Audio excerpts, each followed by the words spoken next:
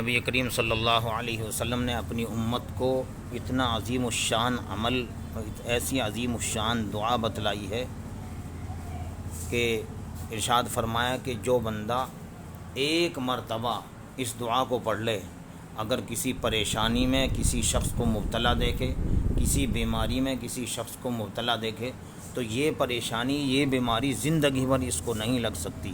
ارشاد فرمایا من رأى منکم مبتلا فقال، اگر کسی پریشان حال یا بیماری میں کسی شخص کو دیکھے تو یہ دعا پڑھ لے، الحمدللہ الذی عافانی مما ابتلاک بہ وفضلنی علی کثیر ممن خلق تفضیلا۔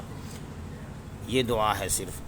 فرمایا کہ زندگی بھر اس کو جب تک یہ رہے گا یہ بیماری اس کو نہیں لگے گی، لم یصبہ ذلک البلاء، یہ بیماری، یہ پریشانی اس کو نہیں پہنچے گی۔ تو دعا یہ ہے الحمدللہ الذی عافانی مما ابتلاک بہ وفضلنی علی کثیر ممن خلق تفضیلا۔